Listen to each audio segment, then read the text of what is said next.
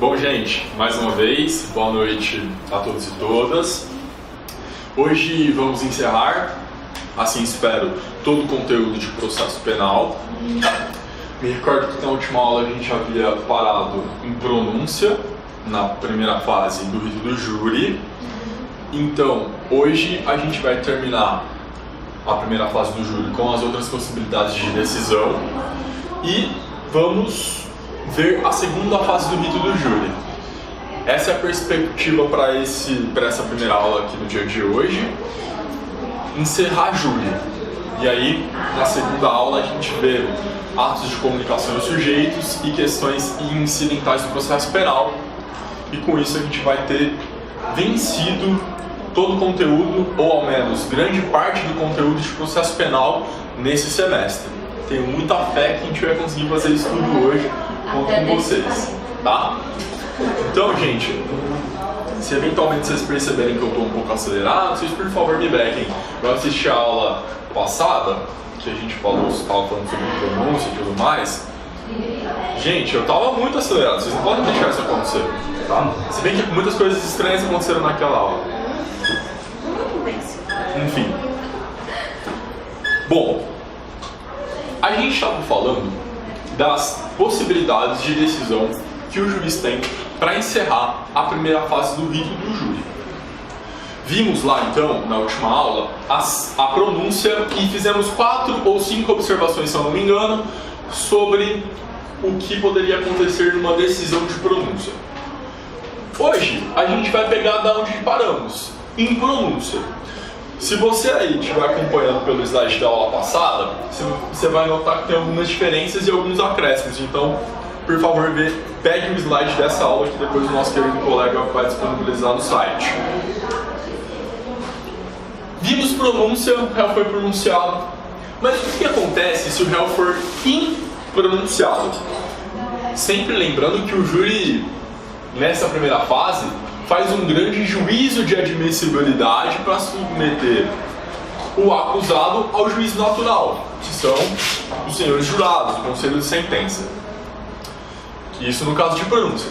Se houver impronúncia, gente, como vocês estão vendo aqui, a gente vai ter uma rejeição daquela denúncia que foi oferecida, não agora uma rejeição liminar, como também é possível, mas por quê? Não restou demonstrado a existência de indícios suficientes de autoria e prova de materialidade, por exemplo. Tá bem? A impronúncia, portanto, uma decisão de impronúncia, encerrando a primeira fase do procedimento do júri, é uma decisão terminativa, tá? E por ser uma decisão terminativa, ela vai desafiar recurso de apelação, nos termos do artigo 593, inciso 2º do CPP. Observação: quando estávamos falando de pronúncia, não era uma decisão terminativa, era uma decisão terminativa mista, porque o procedimento continuaria após a pronúncia. E aí naquela ocasião eu disse que a decisão de pronúncia desafia a rese, enquanto que a pronúncia desafia a rese, a impronúncia desafia a apelação. Deverá haver impronúncia quando a acusação não demonstrar verossimilhança, não demonstrar coerência na tese de acusação. Quando não houver ali então demonstrado, após aquela instrução que foi feita na primeira fase, elementos suficientes de autoria e prova da materialidade. Tudo bem? Relembrando que para o oferecimento da denúncia, o promotor só precisa ter indícios de autoria e não elementos suficientes de autoria. E essa é toda a diferença. Por isso que o júri pode ser entendido como um procedimento mais garantista, na medida em que, quando submetido ao juízo natural, houve um juízo de admissibilidade prévio mediante contraditório e produção de provas que exige um rigor maior para que aquela pessoa seja submetida ao plenário, já que no plenário o conselho de sentença pode julgar por convicção religiosa, ideológica, política, filosófica, sem necessidade de fundamentação. Então, por isso é que deveremos impronunciar o acusado para que não tenhamos um plenário com uma tese absolutamente temerária, onde o jurado vai poder condenar ali por qualquer razão, tá bem? É isso. Problema: faz coisa julgada formal, pois o processo pode ser reaberto a qualquer tempo até a extinção da punibilidade pela pena máxima em abstrato. Olha só que coisa, a decisão de impronúncia faz coisa julgada formal e que, portanto, pode ser novamente reaberta aquela acusação, desde que surjam novas provas, por exemplo. E aí, o que vai regular é a pena máxima em abstrato. Como vocês podem perceber, isso gera um problema, né? E o Auri até debate isso no livro dele. Ora, na medida em que eu sou impronunciado, eu não posso ir para casa dormir tranquilo. Não! O Estado ainda pode me processar por aqueles mesmos fatos no futuro. Olha que coisa! O Auri até fala, tecnicamente, a decisão de impronúncia deveria ser uma decisão absolutória. Absolutória. Tá joia? A impronúncia não pode ter este efeito de gerar um estado de incerteza, de pendência, de indefinição, já que o processo poderá ser reaberto a qualquer momento, desde que nova prova apareça. Tá bem? Olha só o que o Auri fala aqui pra gente. Essa decisão como substancialmente inconstitucional. Por que substancialmente inconstitucional? Pois não oferece segurança jurídica, na medida em que viola a presunção de inocência. Ora, se não há prova suficiente de existência de autoria, do fato ou da autoria, a única decisão que poderia ser possível ali é de absolvição, por falta de provas. Concorda? Faz todo sentido. Uma decisão por falta de provas, se por falta de autoria, ou se restar demonstrado que não há prova de materialidade. Por exemplo, sumiu uma pessoa, o Adriano estava sendo acusado de tê-la matado, mas depois não surgiu nenhuma prova de materialidade, nada que corroborasse aquela tese acusatória de que o desaparecido tivesse sido assassinado pelo Adriano. Isso tem que ensejar uma absolvição nos termos do artigo 386 do Código de Processo, inciso 3 ou inciso 7. Tá joia? Aí vai depender do inciso. É isso que o professor Auri fala. Seria muito melhor a gente usar o termo absolvição e não impronúncia, gerando esse estado de incerteza. Correto? Olha só esse trechinho do Auri. Entendemos assim que o estado de pendência e de indefinição gerado pela impronúncia cria um terceiro gênero, não recepcionado pela Constituição, em que o réu não é nem inocente e nem está condenado definitivamente. É como se o Estado dissesse, ainda não tenho provas suficientes, mas um dia eu acho. Ou no mínimo eu fabrico essa prova. Tá correto? Pessoa impronunciada, meu filho, pode ir pra casa, tá tudo bem, ganhamos. Doutor, posso ir pra casa? Nunca mais eu vou me preocupar com isso?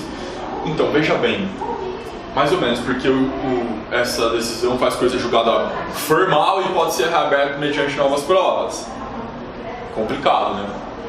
Essa é a crítica do professor Auri com relação à impronúncia. Perguntas sobre a decisão de impronúncia? Caminhamos. Vamos então para a terceira possibilidade de decisão que encerra a primeira fase do rito do júri.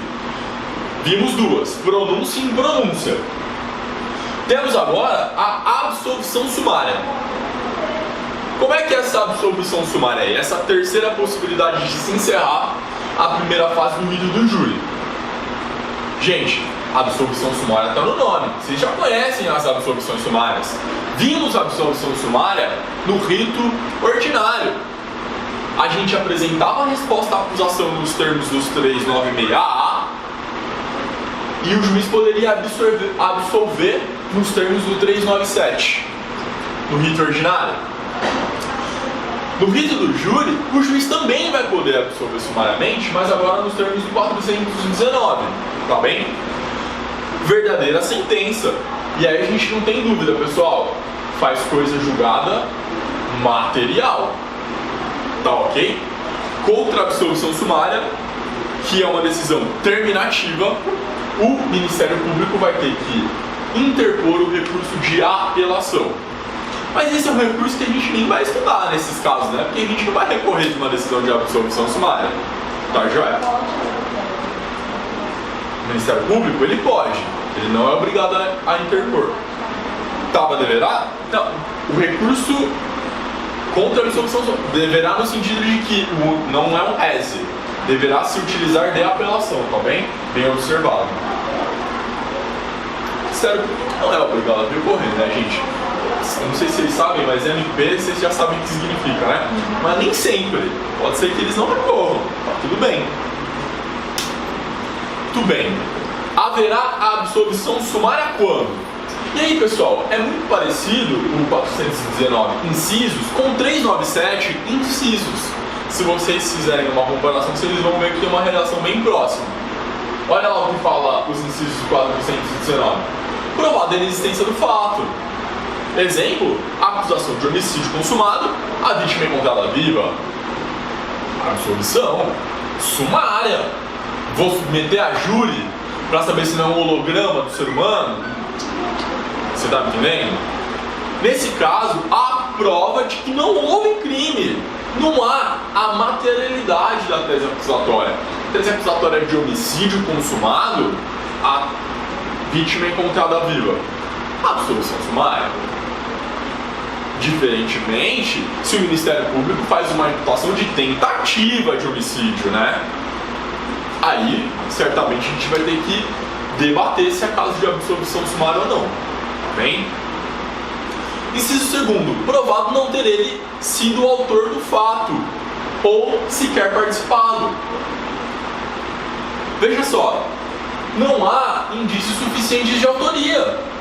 Está provado que na data dos fatos o acusado estava em Miami.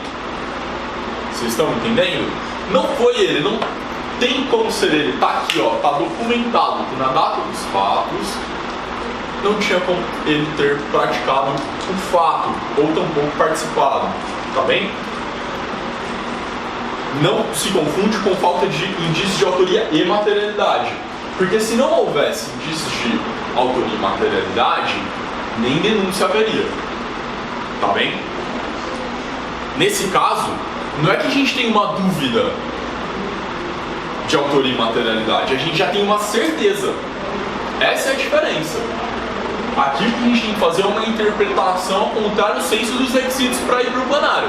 Se para o plenário eu preciso de indícios, quando eu tenho prova de que não foi, pronto. Acabou. Inciso segundo sobre a absolvição sumária. No terceiro, o fato não constituir infração penal. Significa que o fato é atípico, formal ou materialmente, por alguma razão. A conduta não é crime porque é amparada por causa de justificação, por exemplo. Já está provado. A gente ouviu 8 testemunhas de defesa na primeira fase, 8 testemunhas de acusação. Fizemos perícias, fizemos prova documental através de câmeras de segurança. E está constatado nessa primeira fase de que foi legítima defesa. Ele atirou para se defender. Estava sendo assaltado. O assaltante estava armado e ele reagiu com uma faca e matou o assaltante. Pronto, uma causa de justificação. Nesse caso, uma excludente de ilicitude. Esse fato deixou de ser criminoso, na medida em que está provada uma causa de justificação. E nesse caso, o juiz pode deixar de submeter ao plenário a tese da legítima defesa se já está ali provada. Tá bem? E promover uma absolvição sumária. A bem, na verdade, os juízes sempre vão submeter uma legítima para o plenário, tá? Sob o argumento de que o juiz natural da causa é o conselho de sentença e de que nesse momento cabe apenas a averiguação de prova de materialidade, de suficiente de autoria, portanto pronuncio. Tá? É mais difícil conseguir uma absolvição sumária com uma causa de exclusão de ilicitude ou alguma outra causa de justificação. É bem possível que o juiz sempre vai preferir submeter, pronunciar e levar a plenário o acusado. Tá bem? Inciso 4. Demonstrar a causa de isenção de pena ou de exclusão do crime. É o caso de exclusão da culpabilidade.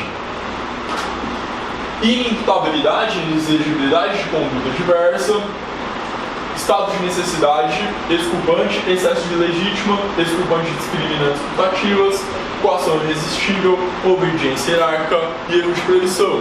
Quando a gente excluir o terceiro substrato do conceito analítico de crime, a gente vai poder absorver pelo inciso 4 do artigo 419, tá? E aqui, gente, tem uma observação muito importante. Que quando a gente está falando de culpabilidade, o primeiro requisito da culpabilidade é a imputabilidade. E se o nosso acusado for inimputável e não houver tese defensiva a favor dele, no sentido de que ele não estava em legítima defesa, por exemplo, é inimputável, não estava em legítima defesa, nesse momento, o próprio juiz na primeira fase vai poder absolver impropriamente, que de absolvição não tem nada, é uma condenação à medida de segurança, em razão da inimputabilidade. Tá joia? Mas, se é um inimputável com tese defensiva, e aí a gente tem que submeter a plenário. Porque a gente vai ter que investigar se a tese defensiva aconteceu ou não, e aí o juiz natural da causa é quem vai dizer. Ainda que inimputável, a conduta não foi criminosa porque aquele inimputável estava amparado pela legítima defesa, por exemplo. Antes de termos que investigar se havia culpabilidade, a conduta está excluída na ilicitude, porque é amparada pela causa de justificação da legítima. E ainda que haja laudo, através de incidente de insanidade mental, dizendo que o acusado é sim inimputável, ele vai ser submetido a plenário e não ser absolvido impropriamente na primeira fase. Pegaram a diferença? Ainda que a pessoa seja inimputável com laudo, se a tese defensiva que permite a absolvição sumária, o juiz deverá julgar o caso como se a pessoa fosse imputável e absolver sumariamente, se for o caso, ou pronunciar. Tá bem? Problema da inimputabilidade. Apenas se condenado pelo conselho de sentença é que o juiz poderá absolver impropriamente, com tese defensiva, e aplicar a medida de segurança nos termos do 386, parágrafo único, inciso 3º. Por outro lado, se for acusado inimputável sem tese defensiva, deverá o juiz absolver impropriamente e já aplicar a medida de segurança. Olha que grave. O juiz que não é o juiz natural para aquela causa vai acabar condenando. Não se iludam, não é porque chama absolvição imprópria que se trata de uma absolvição. Posição de medida de segurança é condenação. Vocês já sabem disso, não é mesmo? Vocês viram que vai ser lançado, já lançou, eu acho, o documentário O Holocausto Brasileiro, do livro da Daniela Arbex, né? Fundamental para a gente entender isso. E aí, pessoal, a gente viu a terceira possibilidade de se encerrar a primeira fase do Tribunal do Júri com a decisão de absolvição sumária. Portanto, já vimos pronúncia, impronúncia e absolvição sumária. Perguntas sobre a absolvição sumária? Sigamos. A nossa última possibilidade de decisão para encerrar a primeira fase do rito do júri é a desclassificação, que está lá no artigo 418 e 19 do Código de Processo Penal. E essa eu acho que é um pouco mais tranquilo, embora tenha um meandro, né? Que a gente já até debateu uma vez aqui em sala. Desclassificar é dar ao fato uma definição jurídica diversa. Pode haver desclassificação para crime mais grave ou menos grave. Não é porque eu desclassifiquei que significa que necessariamente é um crime menorzinho. Tem nada disso. Ainda que no nosso subconsciente a gente imagine, pô, desclassificou, então tá reduzindo. Não, pode sim ser um crime mais grave. Tá bem? A desclassificação pode ocorrer tanto na primeira fase, sumário da culpa ou no juízo da causa, plenário. Com aquela diferença que a gente já tinha sido alertado pela Débora. Na primeira fase, se há desclassificação, a conduta é redistribuída para a vara comum. No plenário, a desclassificação impõe ao juiz-presidente a obrigação de sentenciar ali. Tá bem? Essa é a diferença.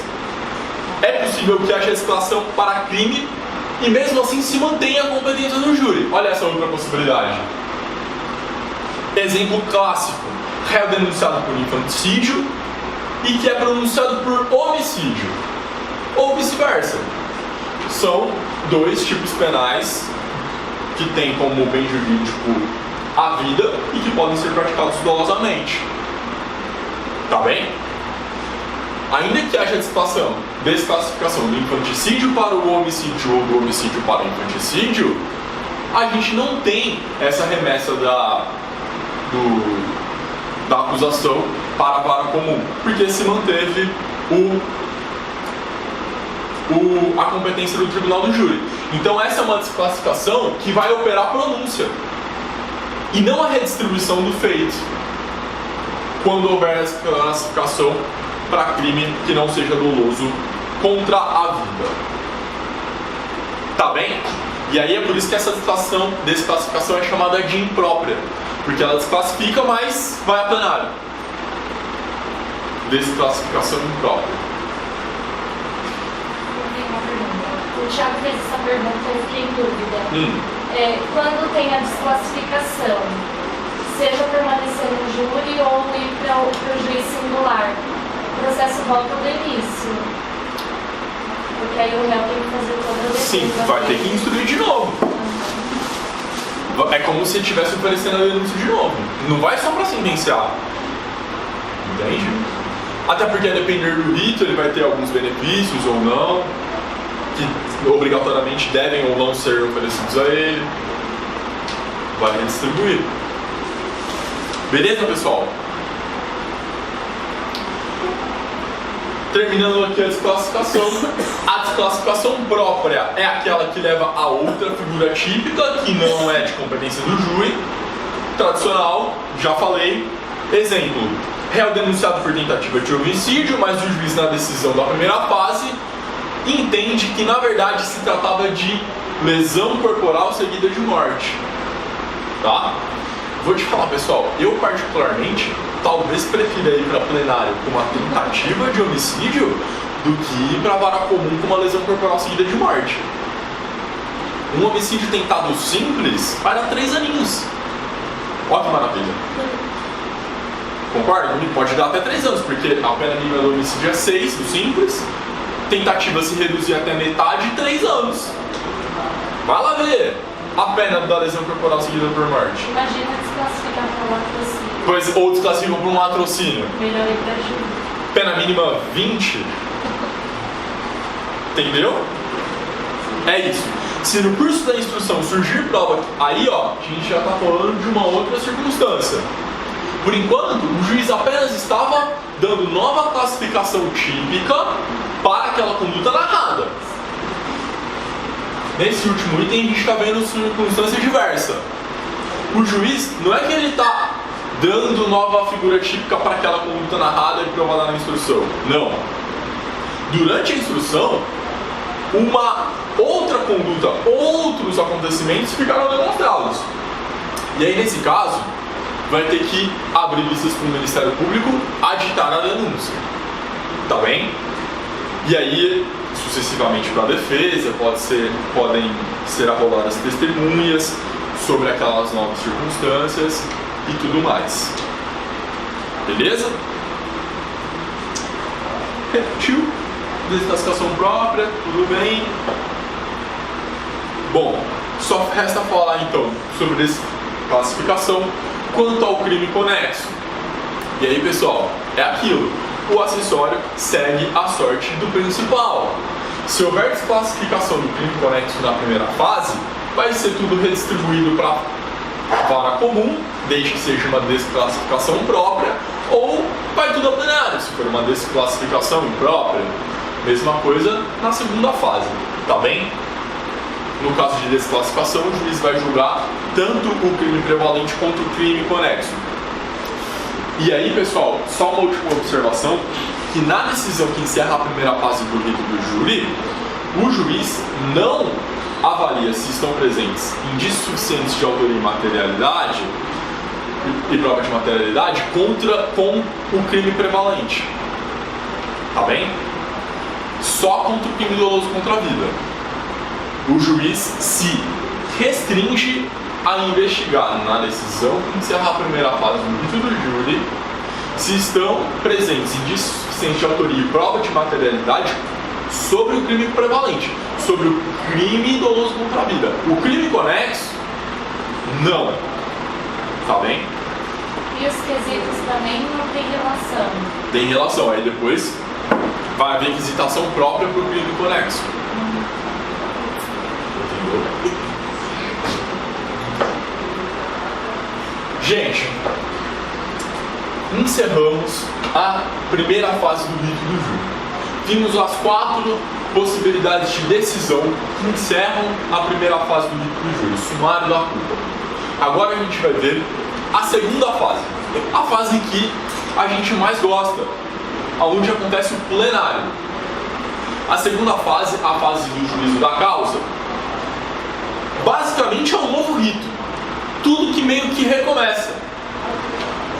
E aí, se a gente tem em mente o rito ordinário como nossa linha mestra, a peça acusatória inicial do rito ordinário qual que é?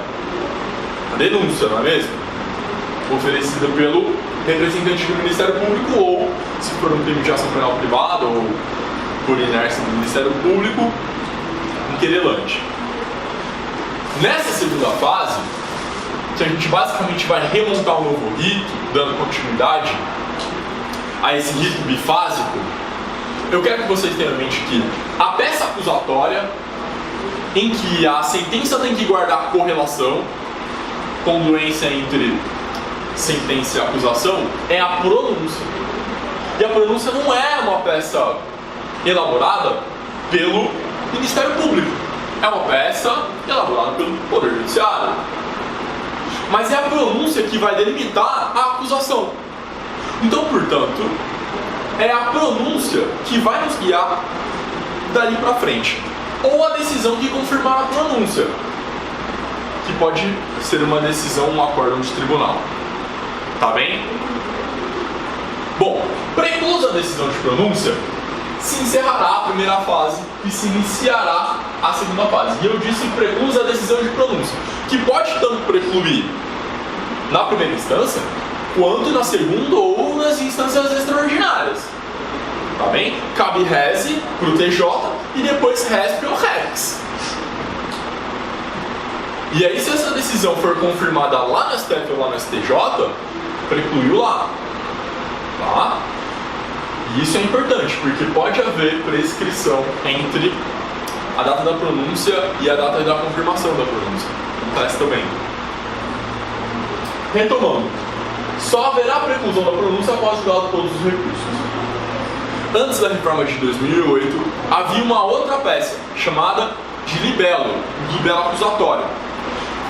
E era o libelo que inaugurava essa fase, essa segunda fase do juízo da causa, constando a delimitação da acusação. Essa peça não existe mais, foi extinta com a reforma dos procedimentos que ocorreu em 2008, a reforma do júri. O libelo deveria restringir o quanto que estava reconhecido ali na pronúncia. Era uma peça que redizia o que já estava dito na pronúncia. Só que dessa vez era feita pelo Ministério Público. Tá, joia? Um serviço a mais. Não é necessário mais do libelo. A reforma de 2008 suprimiu o libelo com vistas a dar maior celeridade ao procedimento. Tá, joia? Então, o juiz da vara do júri recebeu os autos com a confirmação da decisão de pronúncia. Veio esses autos lá do STJ, vamos imaginar. O juiz-presidente da vara do júri, o que ele faz agora? É aí que vai nascer, pessoal, todo um segundo procedimento, toda uma nova etapa, que tem suas regras bastante específicas. O juiz determinará a intimação do Ministério Público e do defensor, para que no prazo de 5 dias apresentem rol de testemunhas que pretendem ouvir no plenário. São as chamadas testemunhas de plenário, uma para cada um, tá bem? Bem como, nesse momento, tanto a acusação quanto a defesa poderão requerer diligências e também juntada de documentos, tá bem? É nessa hora que a gente vai contratar uma perícia uma perícia privada, ou requerer uma perícia determinada pelo juízo, uma balística, tá bem? Para ser juntada antes do plenário. Após, o juiz deliberará sobre o requerimento de provas a serem produzidas, e essas são aquelas provas que você vai esfregar na cara do jurado. Você tá entendendo? Tá vendo a importância dessa prova agora? Que você vai requerer? É aquela prova que você vai entrar com ela em plenário abraçado no colo. Entendeu? O juiz, portanto, vai determinar se manda produzir essas provas ou não, e quais provas serão exibidas, e adotar as providências necessárias para a sua produção juntada. Tá? Depois disso, o juiz deverá fazer um sucinto relatório. Esse relatório ele vai entregar lá depois, contendo o iter, o itinerário, como é que tramitou aquele processo até ele chegar naquela fase. Sempre evitando excesso de linguagem para não influenciar os jurados. Em comarcas pequenas, juiz, poxa vida, o que o cara falou, a água parou, meu. Se ele der ali um mínimo gatilho psicológico na pronúncia, nesse relatório, tendencioso para absolver ou para condenar, está comprometido a imparcialidade do jurado, concorda? Tá bem? Feito isso, o juiz declarará o processo preparado. Lembra que a gente estava falando na última aula sobre os processos que estão preparados para aquela sessão de julgamento? Em comarcas pequenas, os processos ficam preparados, sei lá, no primeiro semestre a gente preparou 3 processos. Aí no final do primeiro semestre, a gente convoca um júri, aqueles jurados, para fazer todas as sessões de julgamento em plenário daqueles 3 processos preparados. É isso que significa, a gente já chegou nessa etapa de preparação para ser submetido em plenário. A defesa já rolou suas testemunhas imprescindíveis, o Ministério Público já rolou suas testemunhas imprescindíveis, as perícias já vieram juntadas, tá tudo jóia, é só ir pro plenário. Tá bem? E aí na próxima reunião periódica do Tribunal do Júri, deverá ser pautado os processos preparados. E assim se encerra essa fase preparatória. Encerrada essa primeira fase preparatória para a submissão ao plenário, a gente vai passar agora, pessoal, pelos principais atos processuais após a preparação até a sentença e ato de julgamento. Vou passar aqui com vocês rapidamente sobre o julgamento em plenário e depois eu já volto para falar sobre o desaforamento, tá bem? Olha só que coisa. Depois de preparado, o que pode acontecer com o nosso processo? Vai ser submetido à próxima sessão de julgamento. O juiz vai verificar se estão presentes naquela sessão as partes, Ministério Público, Defesa, seu advogado e o réu, se estiver solto, por exemplo, e no mínimo 15 jurados. Depois, vai haver o sorteio desses jurados naquela sessão.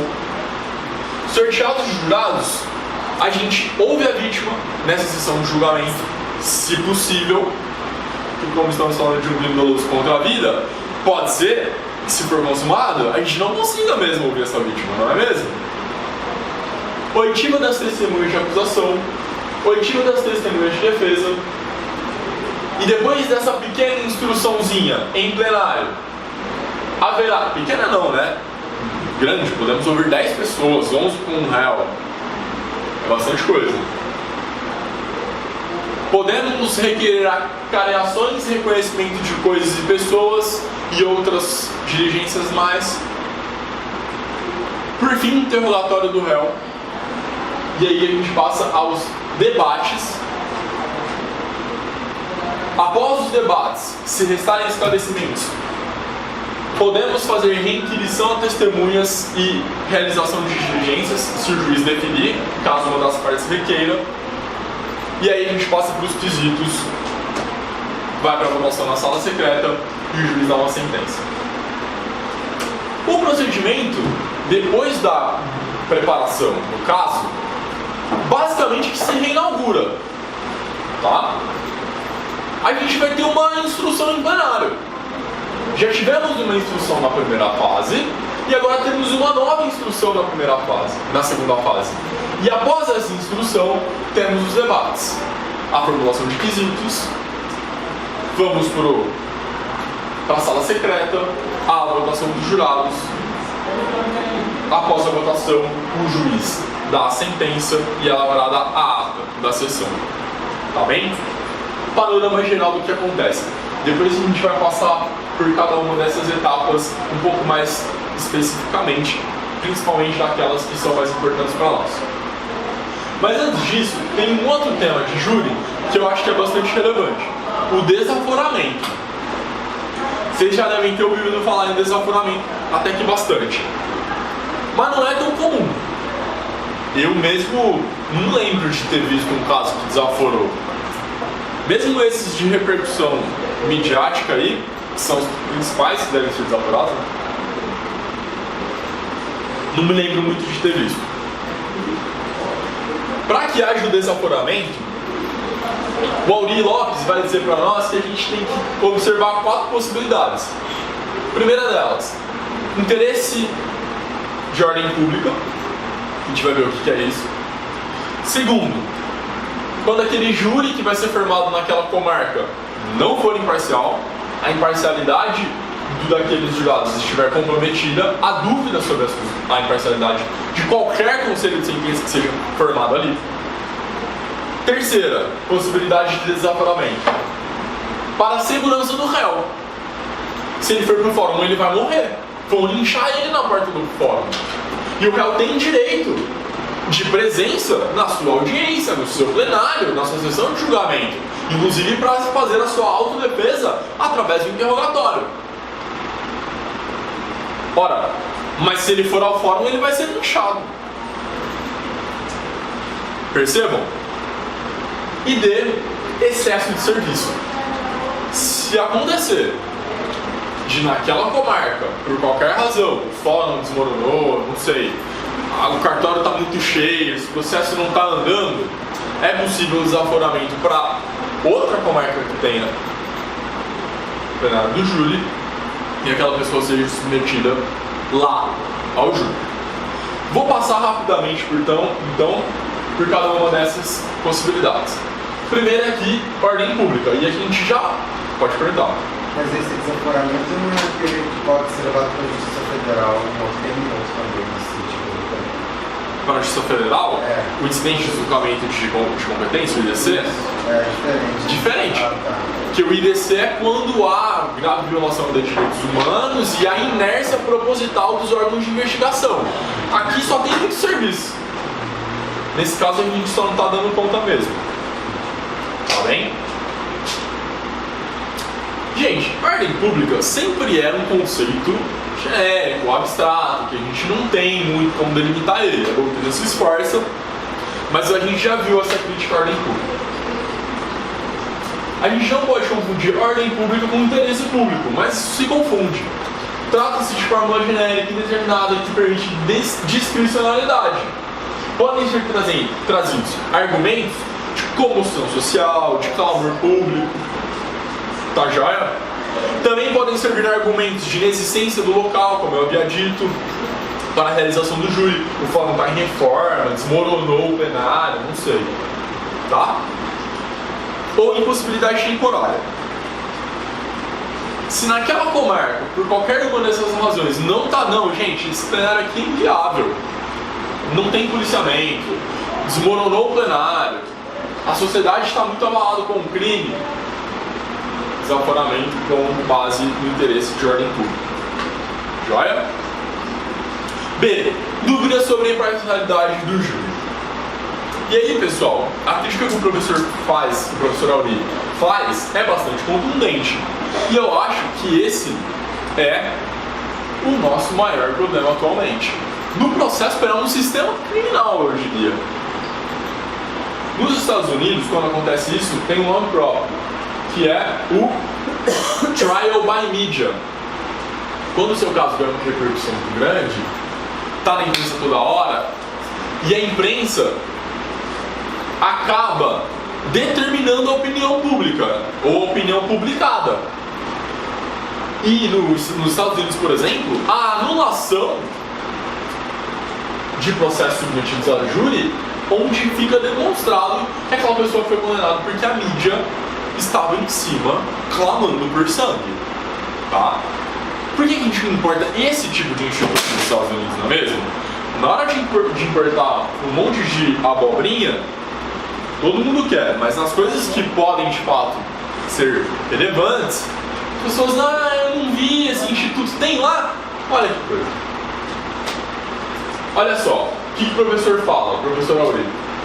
Em geral, tal situação decorre do mimetismo midiático, ou seja, o estado de alucinação coletiva e contaminação psíquica, portanto, em decorrência do excesso de visibilidade e exploração dos meios de comunicação.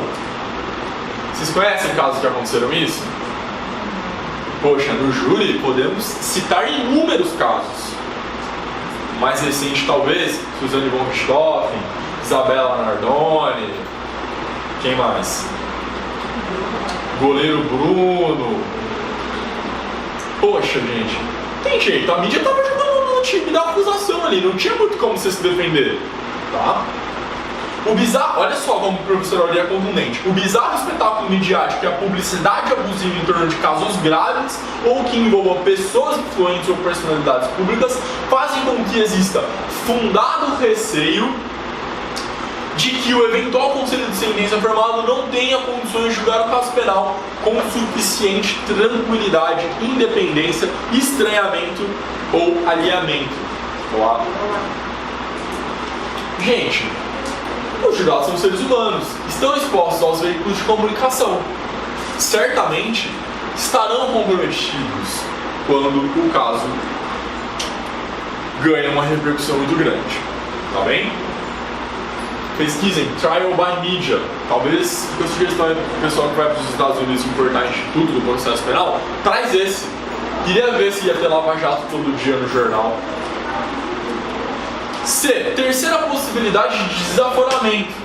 Segurança do réu, como eu já havia dito. Não vou me alongar mais nisso. Se o cara for no falão, ele vai ser linchado. O cara tem direito a ir na sua sessão de julgamento em plenário para, inclusive, se defender. A autodefesa, feita através do interrogatório. Tá bem? E a quarta e última possibilidade de desaforamento, que o professor Auri comenta no livro dele. Eu adoro milho, cara. Não, obrigado, mas é que não tem isso na minha cidade. As pessoas vendem milho aqui, né? E tipo, uma porçãozinha de milho, leva e coma. Sejam felizes. Não existe isso em outro lugar, não sei, em São Paulo. Mas com vontade. Ai, obrigada, agora Comprovado o excesso de serviço. Também já comentei, não vou me alongar mais sobre isso, tá? Razoável duração de processo.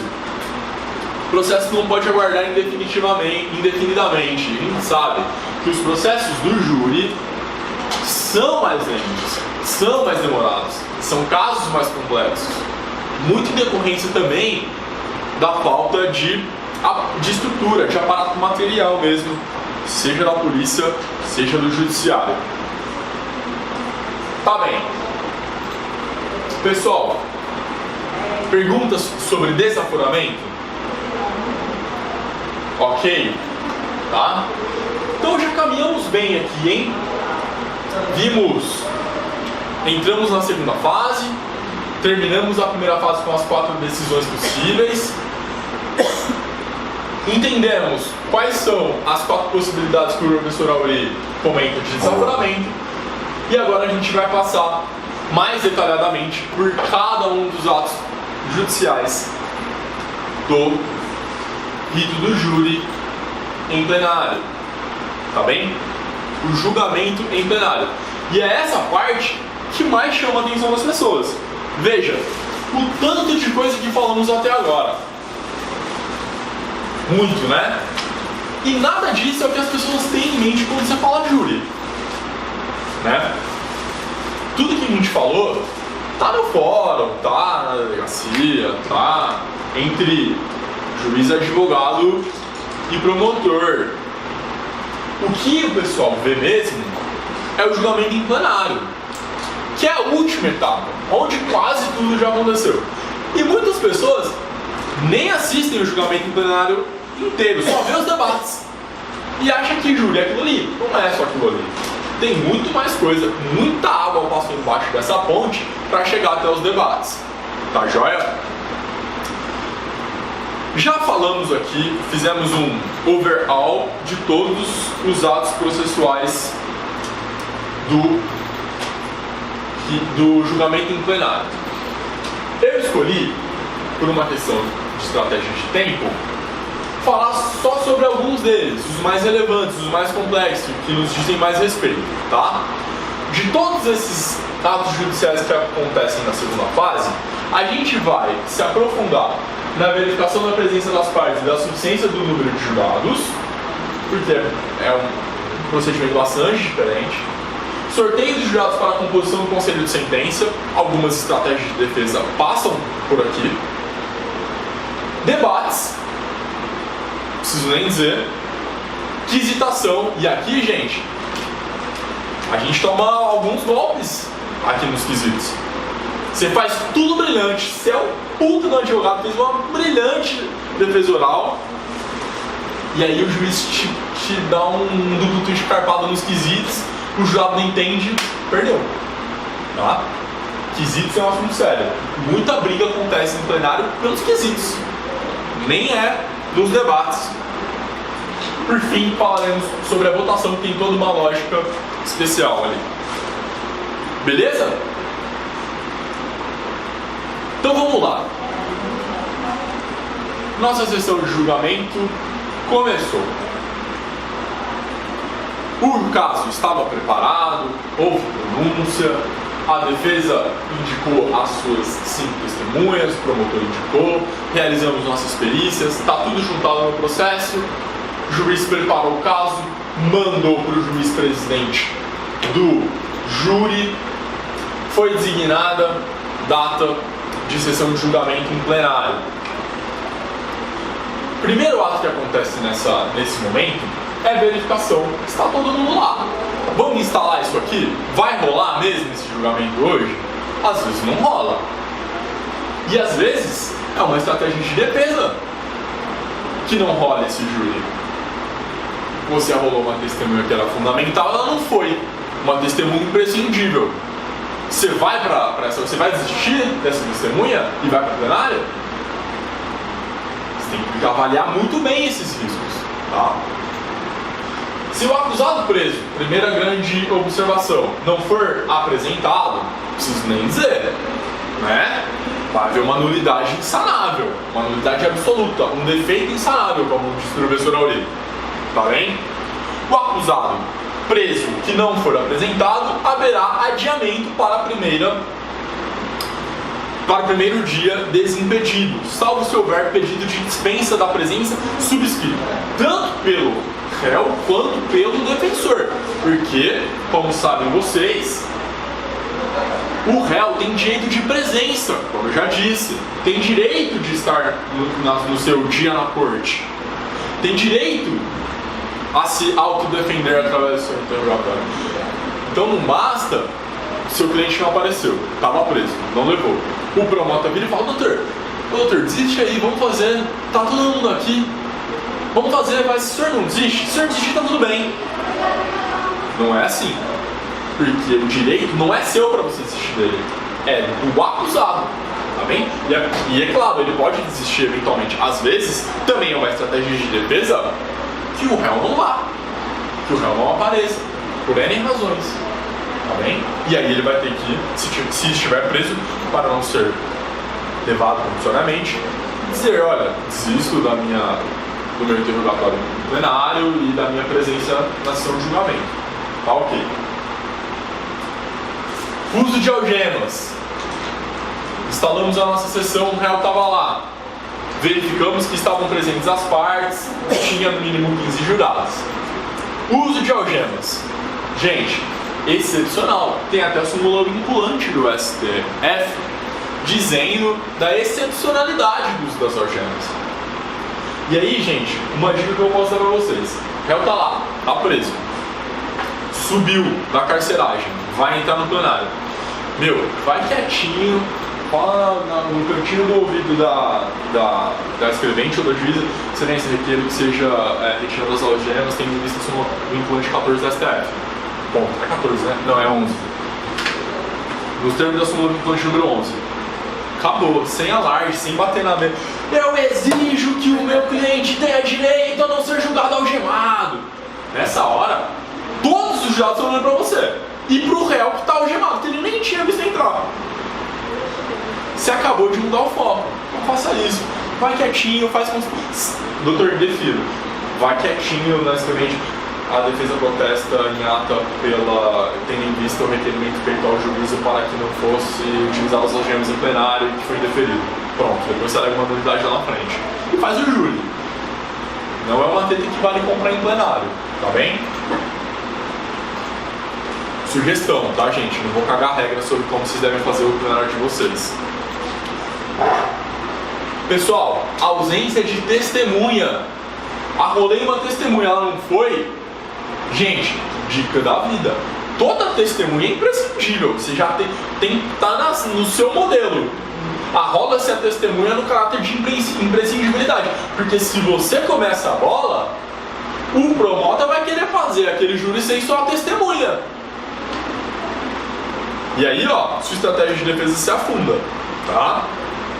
Arrole as testemunhas, aquelas 5 testemunhas de plenária, depois que a pronúncia abre prazo para a defesa e para a acusação, arrola suas testemunhas em caráter de imprescindibilidade, tá bem? Poderá adiar o julgamento. Se essa testemunha imprescindível não for, aí a gente pode adiar o julgamento.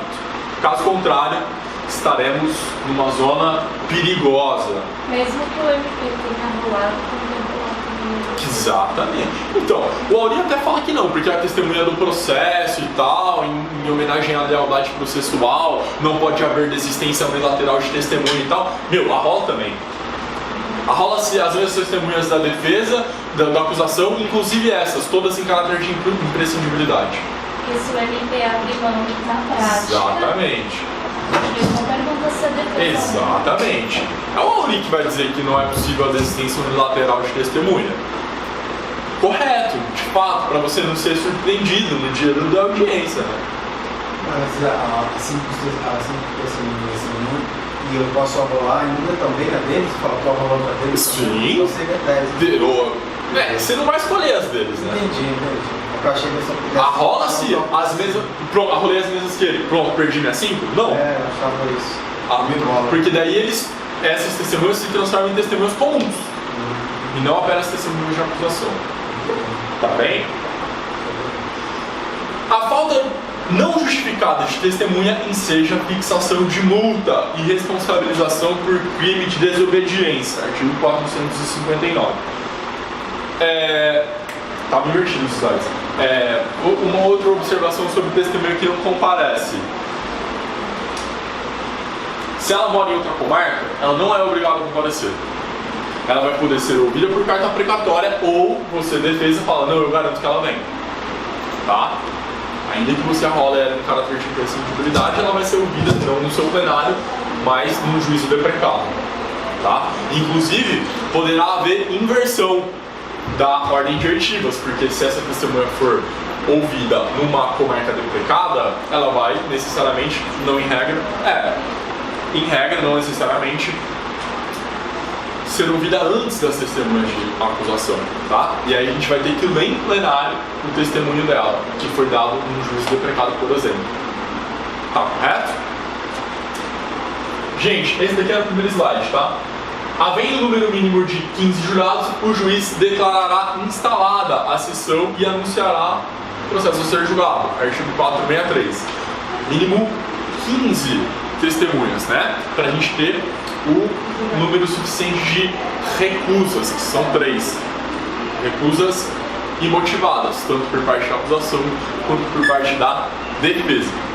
Não havendo número mínimo de jurados, haverá sorteio de suplentes e será designada nova data para o julgamento.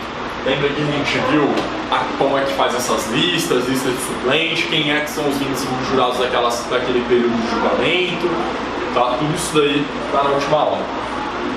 Antes do sorteio dos 7 jurados que comporão o conselho de sentença, o juiz irá lhes advertir sobre os impedimentos constantes no artigo 448, que são as clássicas formas de impedimento de suspeição.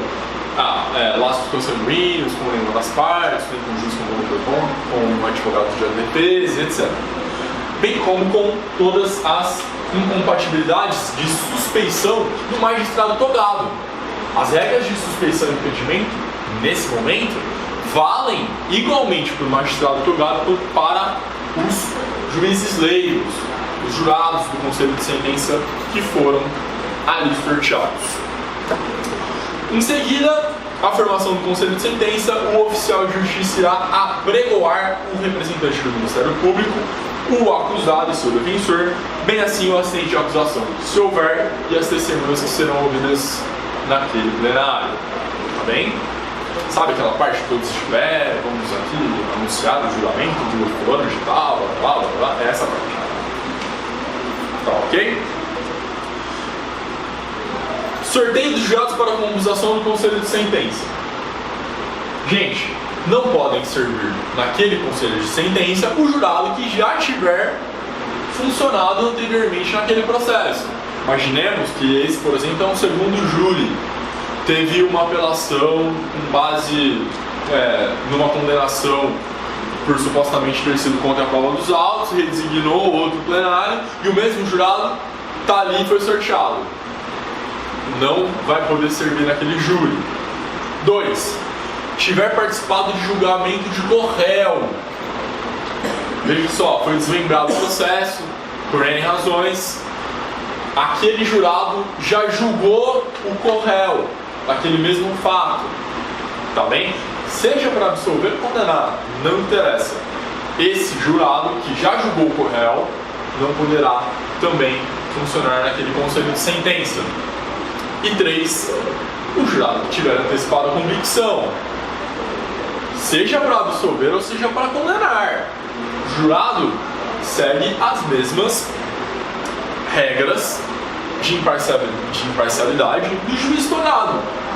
Ele antecipou a convicção dele de alguma maneira, pronto, está eliminado. O processo desmembrado é o mesmo conselho? Exatamente, não pode ser. O jurado que funcionou, por exemplo, desmembrou um processo. Sou corréu do Adriano. Desmembrou. Tem o processo para ele e o processo para mim. Eu já fui submetido a plenário. O meu conselho de sentença, nenhum daqueles poderá compor o conselho de sentença do Adriano. Tá, joia? Beleza?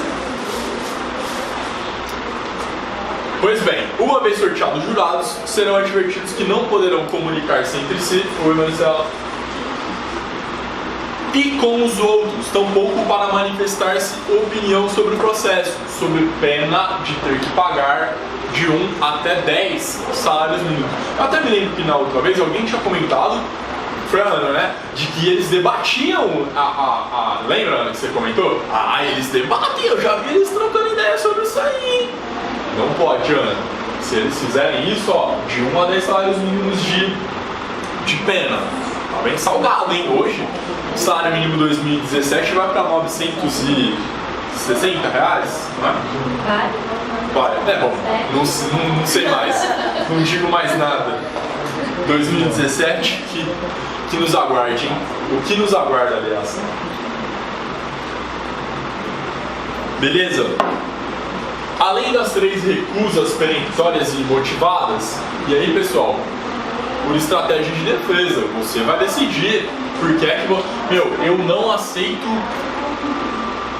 no meu é um crime passional, eu vou escolher determinado gênero, vou tentar direcionar aquele conselho de sentença para que seja composto por determinado gênero. Pronto, é uma estratégia de defesa que eu adotei e, portanto, vou poder promover as minhas recusas imotivadas dessa forma. As partes poderão recusar jurados desde que, além dessas três, as partes também poderão recusar os jurados desde que comprovem alguma causa de suspeição ou impedimento, tá? Então, recusei meus três imotivadamente, mas surgiu um ali que eu sei que já antecipou a convicção dele para a mídia. Por exemplo, eu posso recusar esse quarto com base no jornal do dia tal, onde essa pessoa foi entrevistada e disse que condenaria se compusesse conselho de sentença. Um exemplo. E aí, pessoal, como a Débora também já tinha adiantado para nós na outra ocasião, quando o jurado não quer participar, ele fala: doutor, você não me recusa aí se eu for sorteado? Aí você fala: eu não levo. Não conheço ninguém aqui, você ou fulano. Para quem nunca fez um júri, tudo que você recebe sobre essa pessoa que está ali é a qualificação dela, o que ela faz da vida. Funcionário público, enfermeiro, fisioterapeuta. E a idade, né? Você olha, né? Não tem a idade. Entendi. Você vai ali. Entendeu? Você tem a Facebook, né? É muito show. Então, para vocês terem uma ideia, nos Estados Unidos existem agências especializadas em traçar perfil de jurado. E custa uma nota.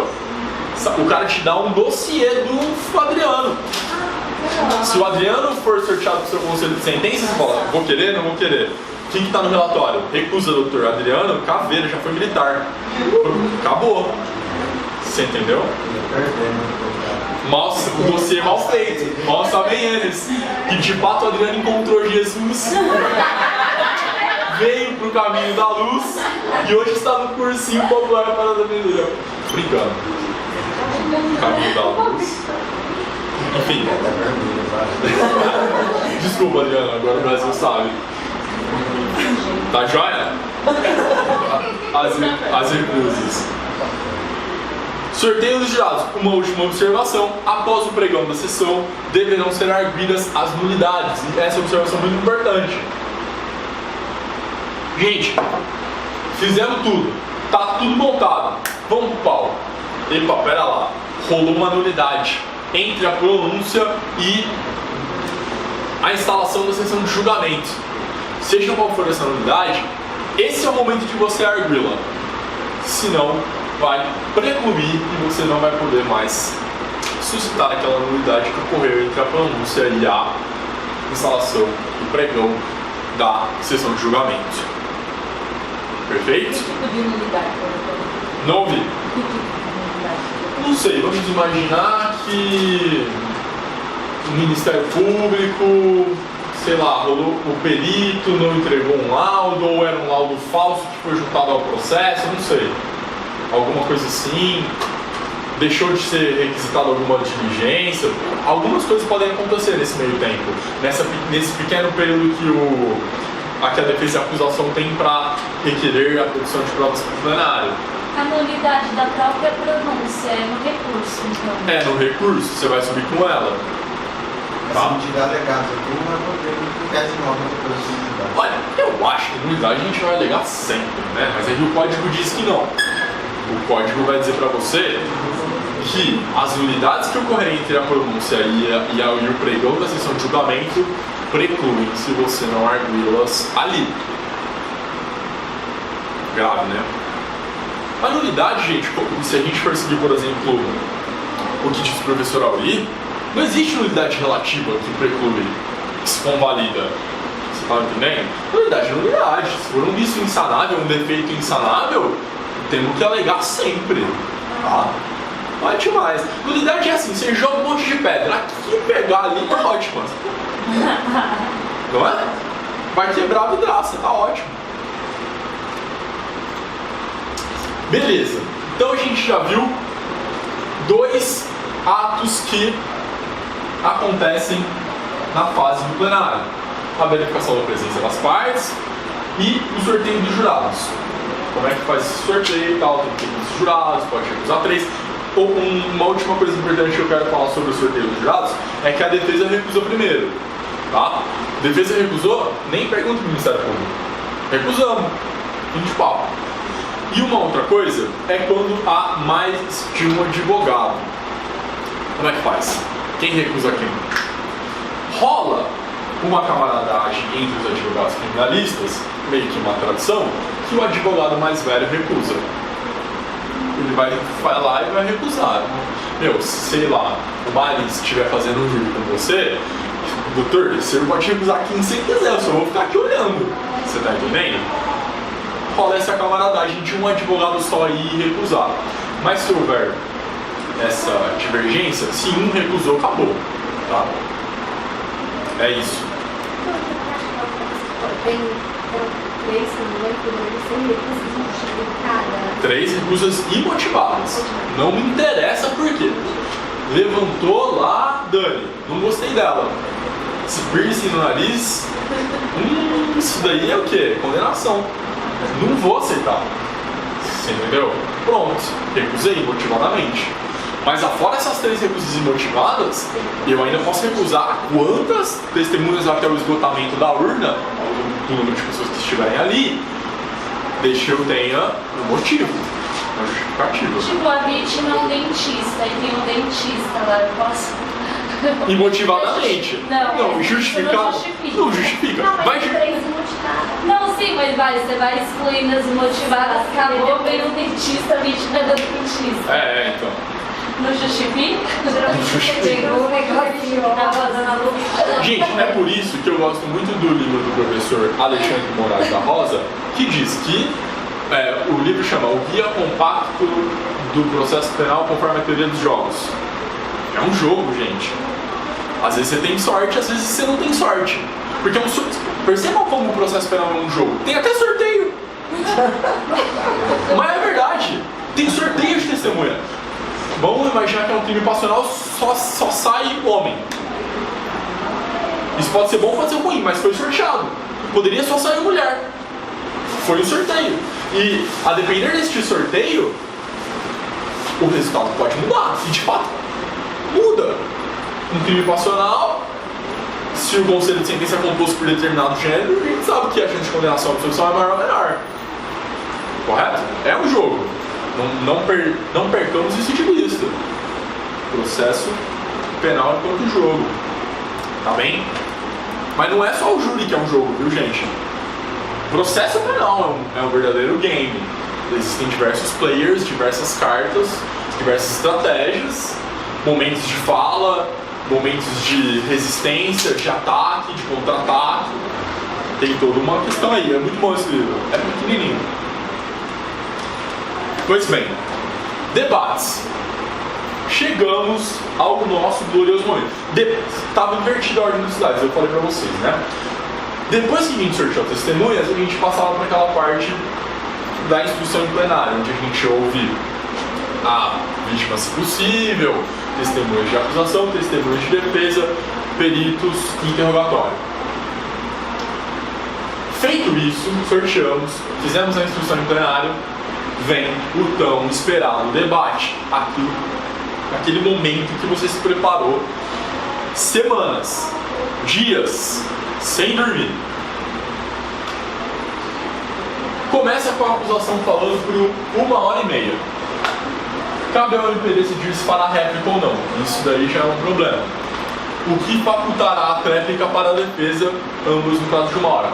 Esse prazo era diferente no passado, se eu não me engano eram 2 horas e depois meia hora de réplica e tréplica. Fazia sentido? Fazia sentido? Absolutamente desproporcional. Aí mudou. 1h30 e depois 1 hora para réplica e 1 hora para tréplica. Eu já ouvi a história de um caso em que o juiz, o promotor não queria ir para a réplica. O juiz perguntou: doutor, o senhor vai fazer o debate da réplica? E o promotor falou: a acusação está absolutamente convencida de que a tese está demonstrada, portanto não é mais necessário dizer uma só palavra. O juiz presidente disse: o senhor acabou de fazer a réplica, eu concedo 1 hora para a réplica da defesa. Mandou bem ou não?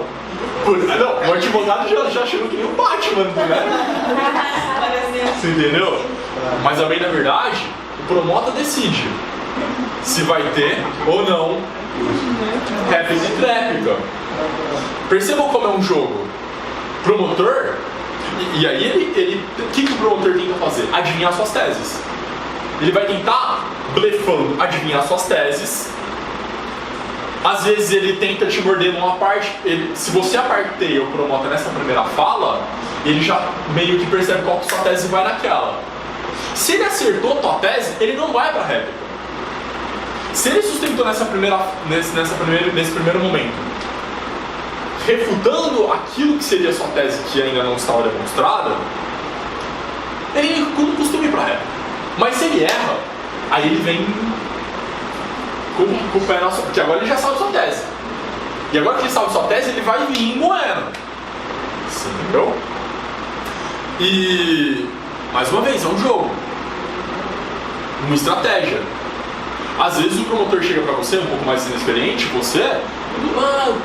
legítima, né, doutor? Isso aqui só pode ser legítima. Conversando com você no cafezinho. Tá, ele não é seu amigo. Você não vai conversar com o promotor antes do júri. Quem conversa com o promotor antes do júri? Boa tarde, doutor. Como é que o senhor tá? Tudo bem? Tudo jóia, ótimo. Doutor, legítima, né, doutor? Doutor, isso aqui está... Veio sustentando, ou se não, ao contrário. Doutor, sustentou legítimo o processo inteiro, né? Mas é desistência voluntária, clássica desistência voluntária. Aí você fala, pô, doutor, o senhor tá tão óbvio assim? Às vezes você dá um sinal errado pra ele. Você pode também usar essa estratégia. Doutor, vamos tomar um cafezinho. Gente, o júri não é só no plenário. O júri você ganha em todos os momentos, tá? 1h30. Se tiver mais de um acusado, tá no próximo slide. 2h30, tá bem? E réplicas e tréplicas de 2 horas. Só uma hora cada câmera. Em caso de mais de um acusado... já estava aqui.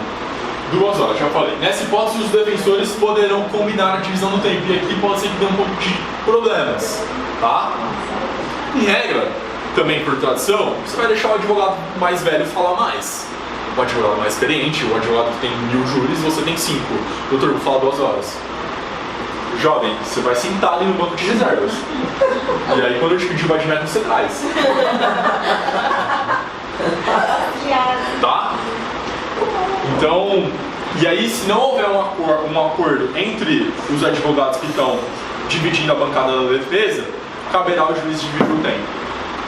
Não coloquei no slide, mas se tivesse ciente de acusação, poderá dividir com o promotor o tempo da fala ou 1/4. O juiz pode determinar, está previsto em lei, 1/4 do tempo para o assistente. Vai desistir também do júri também? Desistir do júri? Não, desistir, sabe? Não querer alguns jurados. Mas a dispensa inmotivadamente. Sim, se há uma divisão, como que é? Isso, do MP com o assistente. Olha, não há previsão legal, se eu não me engano, quanto a isso. Titular da ação penal é o Ministério Público, ele que vai recusar os jurados sorteados. Tá? Mas é claro que, tá na vantagem ali, né? Mesma coisa tipo do assistente. Isso que eu pensei, né? Tipo do urso. Ele não vai sentar e assistir mesmo nunca. Eu acho que... Quem que era o advogado que estava com o Tardelli na assistência de acusação, vocês lembram? No Dava Richthofen? Era um cara... Eu só lembro da Suzana. De assistente de acusação? Então, pois é. A acusação era Tardelli e Durso. Da Suzane? Não era? Não, da Elisa. Ah, não. Não, a Tsunami. Não, então eu não sei. Então, eu lembro que na Richthofen era Tardelli, não lembro se tinha, bom, enfim. Beleza. O teto da acusação, mais uma vez, é aquele fixado na pronúncia. E aqui cabe um último alerta que eu já tinha feito para vocês anteriormente, de que se determinada qualificadora for afastada na decisão de pronúncia, se aquela circunstância objetiva foi rechaçada pelo magistrado tocado ou pelos tribunais, não pode o Ministério Público sustentá-la em plenário como agravante, porque as agravantes são sustentadas em plenários pelo promotor, independentemente da pronúncia. Mas, se alguma daquelas agravantes que ele está sustentando já tinha sido afastada como qualificadora, porque há essa identidade no caso do homicídio com muitas agravantes e qualificadoras, não poderá o promotor sustentar esta agravante. Exemplo: motivo torpe. Foi denúncia com motivo torpe, chegou na pronúncia, não era torpe, o motivo está afastado.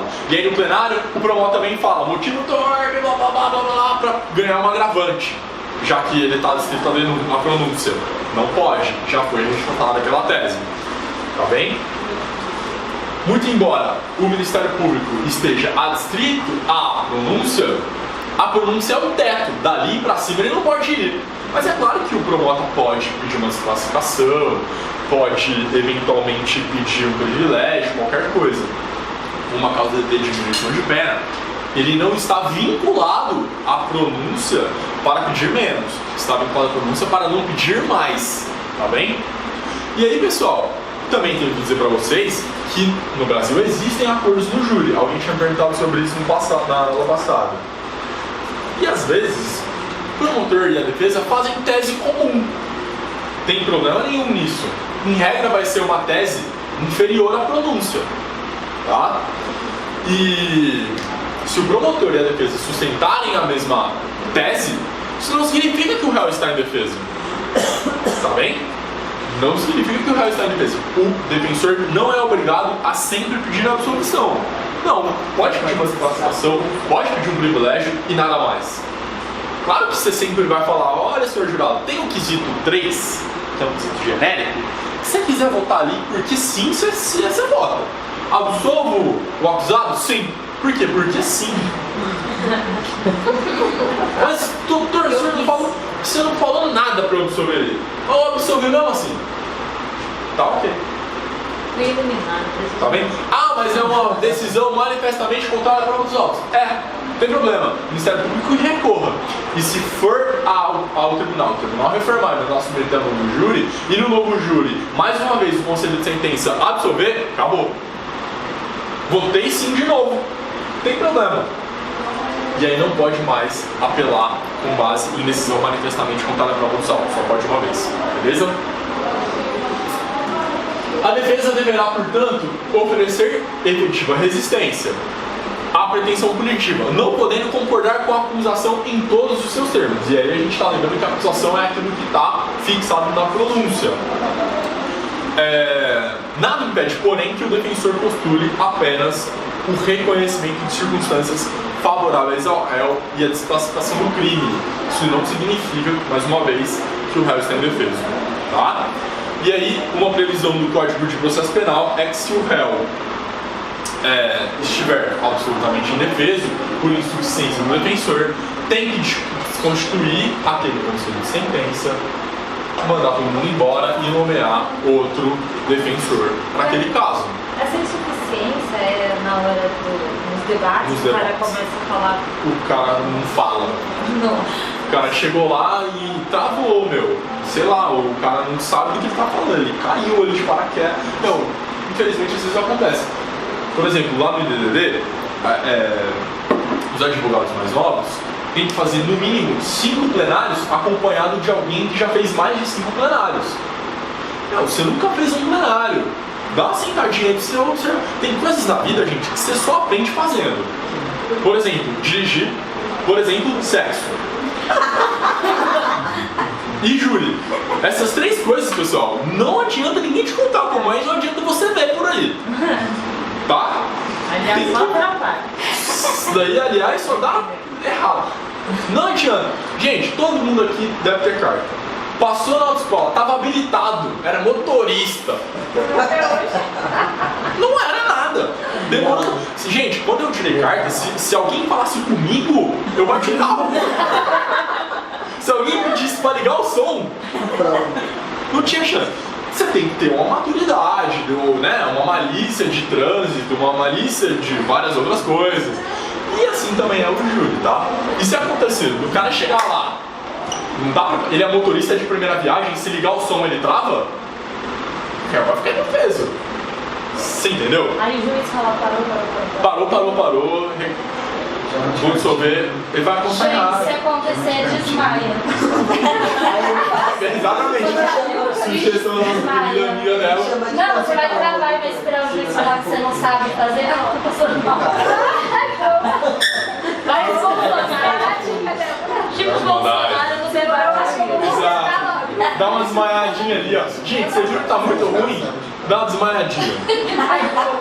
Tá bem? Perdeu o fio do raciocínio, cai no chão. Exatamente. Gente, vamos dar uma encerrada aqui que falta só mais o quê? Só mais um item pra gente acabar. Algumas observações sobre os debates. Ensejar a nulidade, a menção, a pronúncia ou a decisões posteriores a ela. No passado isso era permitido. Promotores se valiam do argumento de autoridade do judiciário para dizer: o réu foi pronunciado, deve ser, portanto, condenado, para ter credibilidade e justiça. O cara faz isso, não interessa a tese. É um argumento de autoridade. E esse argumento de autoridade não é válido para convencer os jurados. Portanto, não é permitida a menção à pronúncia como argumento de autoridade a partir da reforma de 2008. Tá bem? Idem para uma decisão que determinou o uso de algemas. Imagina o promotor no plenário. O réu é tão perigoso e violento que o excelentíssimo senhor magistrado presidente teve que determinar o uso de algemas. Vejam, senhores jurados, que homem perigoso, que reconhecido em plenário, inclusive pelo juiz presidente, que não poderia ficar desalgemado. Fudeu você, não pode. Tá? Não pode fazer esse tipo de referência. Ou ao fato do réu se manter silente. O promotor todo pimpão chega lá no plenário. Senhores jurados, um homem que não é culpado, um homem inocente, não cala. Um homem inocente vem e dá a sua versão dos fatos. Porque quem cala, senhores jurados, quem cala é culpado. E a sabedoria popular sempre disse, e todos aqui já ouviram isso, eu aposto. Pronto, te mudou de novo.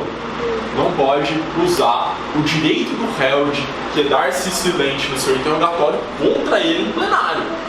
E ó, diversos princípios e garantias constitucionais. Isso tá bem? se estende também na questão de quando tem a simulação, que o réu não quer participar. Isso também se estende na Constituição. Exato, a reconstituição dos fatos. Tá certo? É direito dele de não produzir provas contra si mesmo, portanto esse direito seu não pode ser usado contra si em plenário, na boca do promotor. Aí a casa de apartilhar fala: excelência, o promotor está extrapolando aos limites legais. E aí tem que culpar. Tá bem? Observação. Cabe ao juiz disciplinar os apartes. Isso que eu acabei de dizer. Há previsão de apartes no Código de Processo, artigo 497, inciso 12. O que são apartes? Apartes é o momento de quem, do orador que não está com a palavra, dizer alguma coisa para esclarecer fatos ou para refutar qualquer tipo de coisa que for dita ali naquele momento. Em regra, há uma cordialidade. Não, então, em regra, a defesa ou o promotor que está lá não está falando, fala: doutor, o senhor me concede uma parte? Não, você vai dar uma hora. Então, eu já fui essa pessoa, não sou mais. Eu falo: pois não, doutor, o senhor quer vir e se levantar para falar com os excelentíssimos senhores jurados? Fique à vontade, doutor. Vamos comprar essa treta. Se você compra essa treta, o promota vai querer: tá vendo? Não é capaz de admitir ideias contrárias. Gente, a Mas parte... tem promotor aqui no meio das Claro. coisas.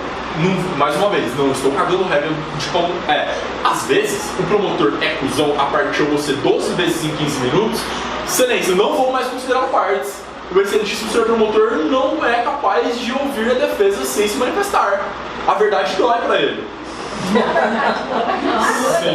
E aí, esse tipo de júri, quando o promotor e a defesa acabam comprando uma polêmica ali, pessoal quase, É feio para os jurados, é feio para quem está lá, é feio para o juiz e é péssimo para o seu cliente. Porque o jurado que está ali, perdeu um dia de serviço, às vezes nem está tão legal assim, ele fica falando, gente, esses dois babacas estão brigando. Em outra língua na minha frente. Exatamente. Então, assim, a parte eu não acho que seja prudente virar uma discussão. Às vezes vira, às vezes tem que virar mesmo, mas não é o ideal. Tá bem? Gente, eu acho que a gente vai encerrar por aqui. Deixa eu ver. Falta só um pouquinho, mas vamos encerrar por aqui. A gente volta no próximo bloco com os quesitos e depois a gente encerra o plenário do júri. Tá bem?